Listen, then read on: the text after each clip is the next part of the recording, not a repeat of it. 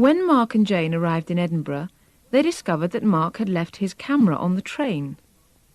At the Lost and Found office, he has to fill in a lost property form.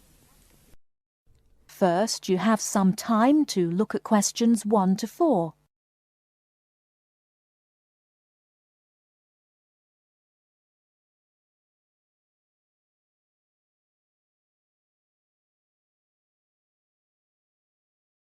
Now we shall begin.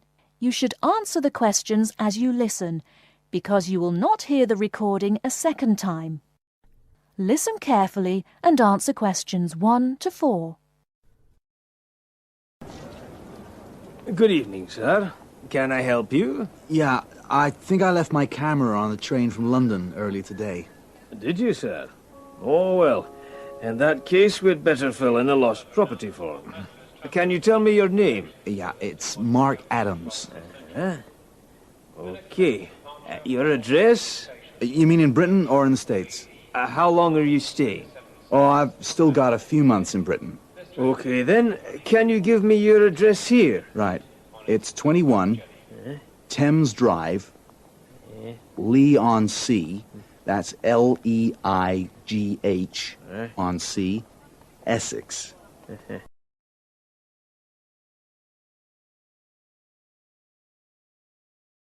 Before you hear the rest of the conversation, you have some time to look at questions 5 to 10.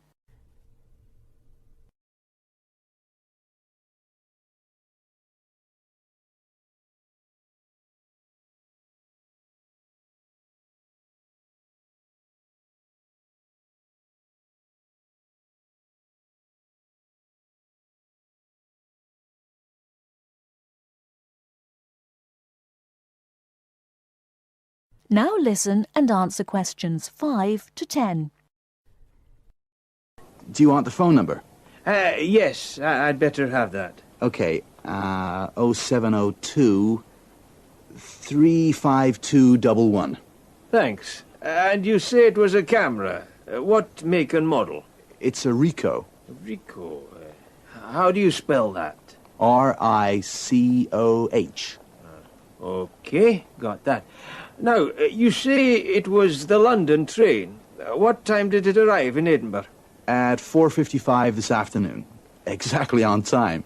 Well then, if we find it, sir, shall we phone you? No, I think I'll drop in the day after tomorrow to check up. Right you are, sir. We'll do our best.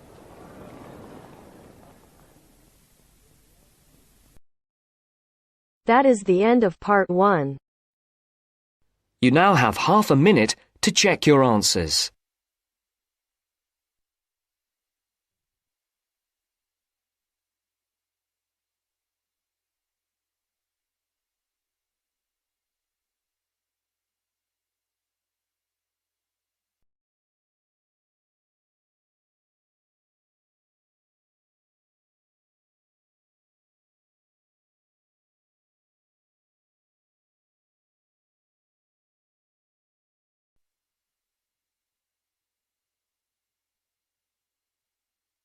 Now turns to part 2. Part 2. You are going to hear the director of the Leadership Council give his welcome address at a convention. First, you have some time to look at questions 11 to 15.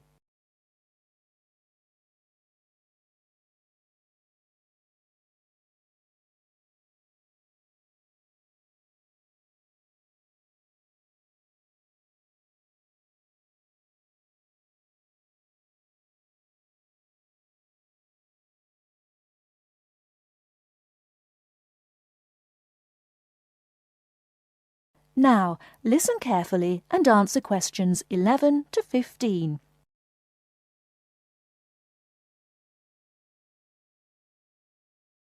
Ladies and gentlemen, can I have your attention, please? Please find your seats. Snacks will be available all day long. Thank you. Allow me to first introduce myself. I am Joe Steinke, Director of the Leadership Council. On behalf of the Organizing Committee for the 8th Annual Leadership Conference, I welcome you all to San Dimas, California, for a special session on postmodern solutions. We have people attending from as far away as Toronto, New York, and even the Bahamas. Frankly, I wish we had gone to you there. But we're very glad you're all here. Let me say further that this will be our largest conference yet. Registrations have far surpassed our expectations. For the first 3 days, we will be hosting more than 325 participants for lectures and workshops. Another 100 will be joining us for our final 2 days and culminating session on Friday evening. We also have a larger selection of seminars than ever, a total of 32. Because we know that you all will want to attend a few special sessions, we will repeat key seminars each day, so there will actually be 38 sessions. I'm sure you will all be pleased with the content and the quality of speakers.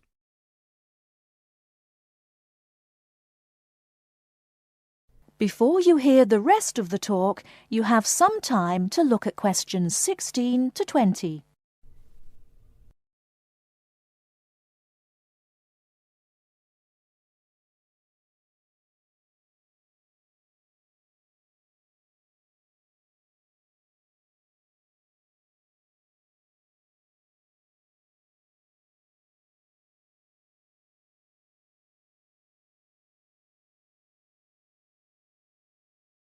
Now listen and answer questions 16 to 20.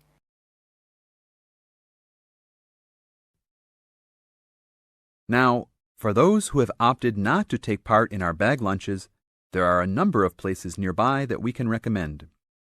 We are located here in the Convention Center just across the street from the Harford Shopping Mall, and the place we most recommend is Vital's, which is just west across Queen Street on the opposite corner. Please be careful crossing both streets, however, as we don't want to lose any participants. If you're not up to Vital's, you can also get some Italian food at the Olive Garden, which is further down Queen Street and east on Danning Avenue, across from the police station. They have a great minestrone soup and excellent breadsticks, all you can eat. On the other hand, if you want some good old American food, you can head to Fuddruckers for some big hamburgers or to the Cattle Company for some fat, juicy steak. Fuddruckers is next to the Olive Garden, but the Cattle Company is back closer to us in the opposite direction of Vital's. Just go east out of the Convention Center across King Street. It's on the same side as the Convention Center, so you just have one street to cross. Enjoy. But also, please make sure you are back for the afternoon sessions. These will always start at 1:30 p.m. That will give you an hour and a half for lunch each day. Sessions will be over each day at 5:30. Now, regarding the schedules we've printed out, there have been a couple of last-minute changes.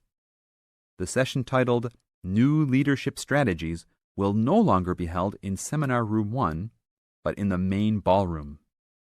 This session has garnered much praise and is highly recommended to all, hence the change to a larger room. Another session has been canceled.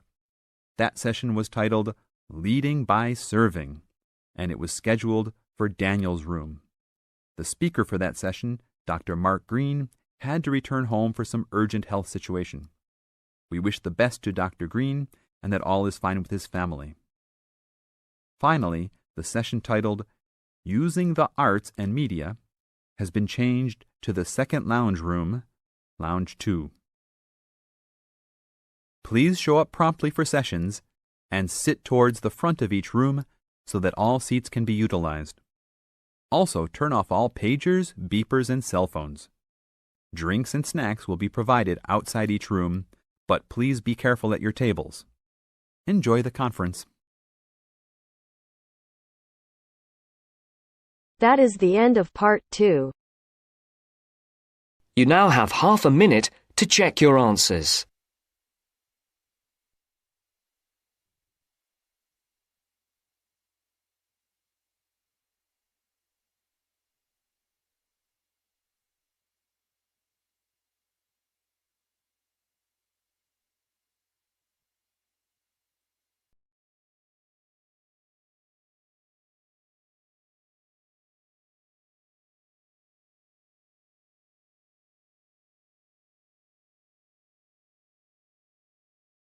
Part 3. As part of our lecture series on everyday health issues, today's talk is on tiredness. We shall look at the main issues in turn, as well as some of the main research that has been carried out in this field. First, you have some time to look at questions 21 to 26.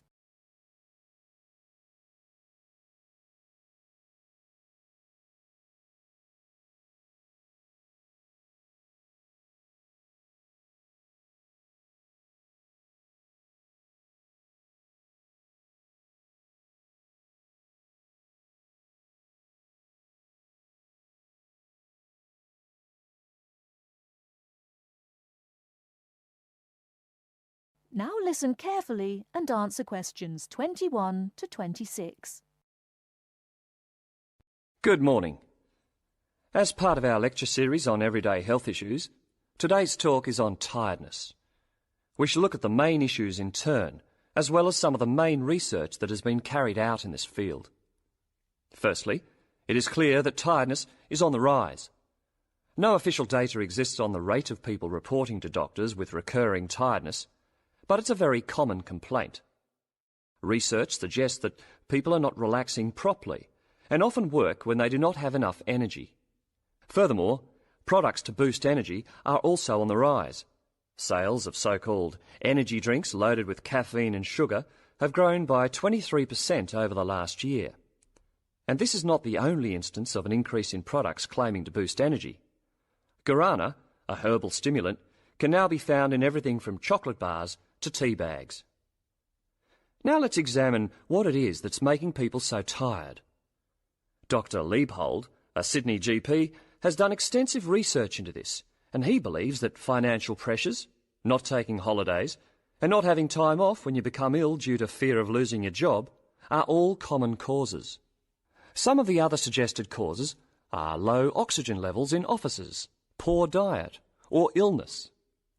The problem is that tiredness is a symptom of just about every kind of illness, which makes tracking down the cause all the more difficult. The next question to ask is, are people getting enough sleep? Dr. Mansfield from Melbourne's Epworth Sleep Centre, who specialises in sleep disorders, says insomnia often arises when people are going through a stressful period. Mansfield often needs to re-educate people in how to get off to sleep. He recommends keeping your body clock regular by going to bed and rising at similar times every day, and not drinking too much caffeine. And there is some truth in the old story about having a glass of hot milk before bed. Milk contains the amino acid tryptophan, which has been shown to help induce sleepiness. Turning to the question of why we need sleep, researchers are still trying to answer this fundamental question. Sleep deprivation experiments have shown that after 14 days without sleep, rats will lie down and die. And after only 3 days sleep loss, humans get confused, forgetful, and start having hallucinations. So whatever sleep does, it is important. Before you hear the rest of the talk, you have some time to look at questions 27 to 30.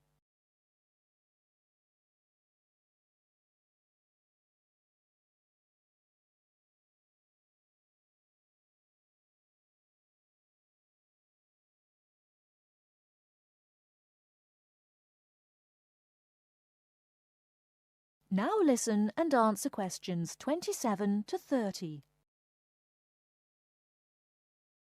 However, not all researchers feel the same way. Trent Watson of the Dietitians Association is not convinced by McMahon's theory, explaining that our bodies don't really like to burn protein as a fuel, so it doesn't really contribute to energy levels.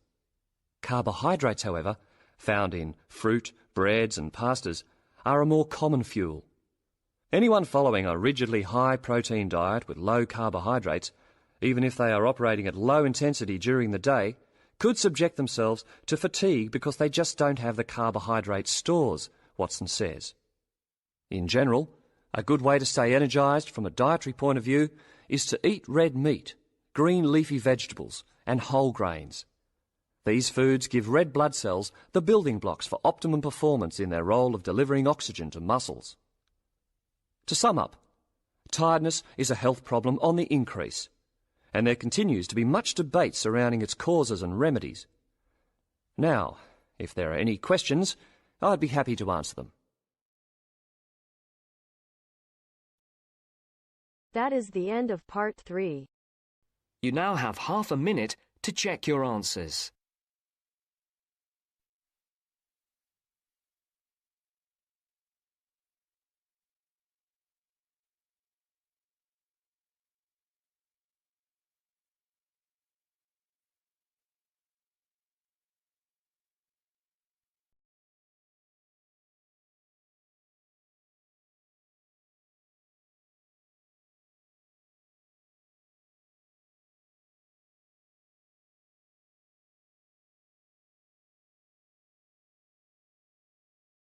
Now turns to part 4. Part 4. You'll hear a teacher talking about several British art galleries. First, you have some time to look at questions 31 to 33.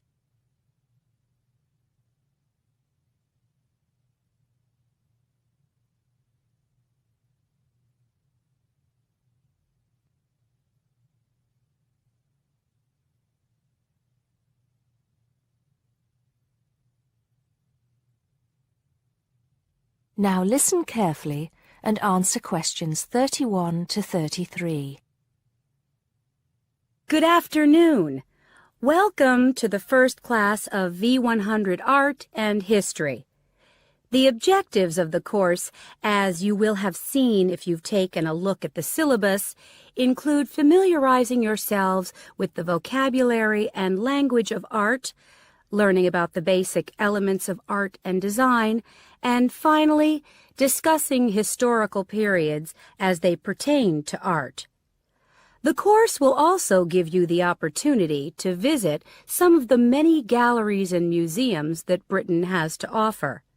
So, having said that, I'd like to spend the rest of today's class talking about 4 of the more important galleries that we will be visiting in the coming year. As most of you already know, or at least I hope most of you know, there are 4 Tate galleries in all. To begin, I'd like to tell you a little bit about the Tate Modern. Tate Modern is located in a very busy part of London called the South Bank. It's close to 2 world-renowned tourist attractions, St. Paul's Cathedral and Shakespeare's Globe Theatre. Now, interestingly enough, Tate Modern is housed in what was a power station, built in several stages between 1947 and 1963. It was closed down in 1981 and reopened as a gallery in the year 2000. Tate Modern consists of 5 levels, with the Tate collection being shown on the 3rd and 5th levels. On level 2, the works of contemporary artists are exhibited, while level 4 is used for holding large temporary exhibitions. Since this museum opened, it has become a popular spot for both Londoners and tourists alike. And believe it or not, it doesn't cost anything to get in to see the collection displays. Before you hear the rest of the talk, you have some time to look at questions 34 to 40.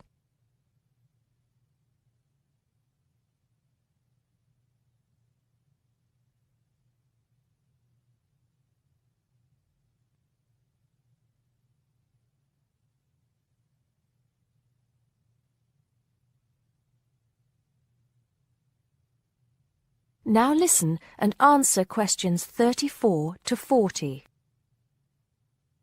Now, the second gallery I'd like to talk about is Tate St. Ives, which is in Cornwall.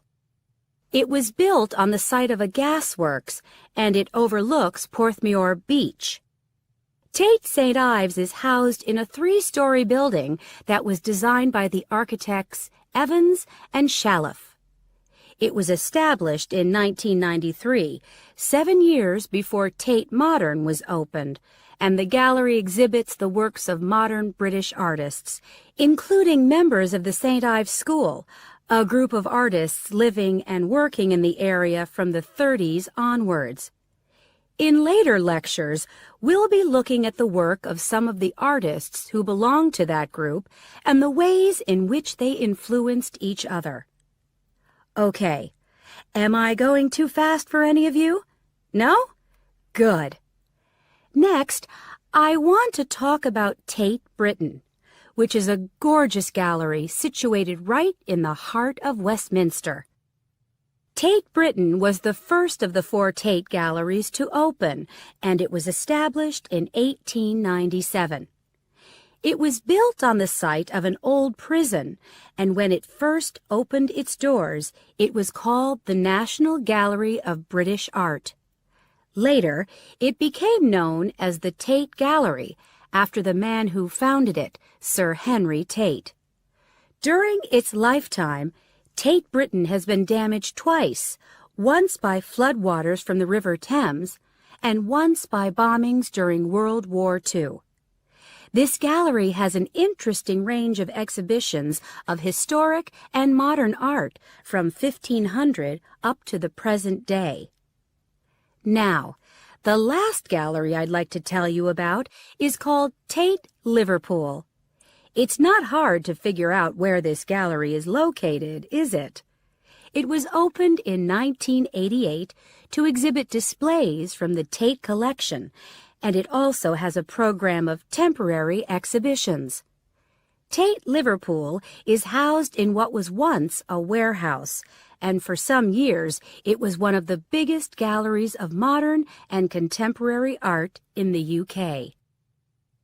Well, that's a brief overview of just a few of the galleries we'll be visiting. I'd like now to look in a little more detail at what you can expect to see in each of these galleries, starting with Tate Britain. That is the end of part 4. You now have half a minute to check your answers.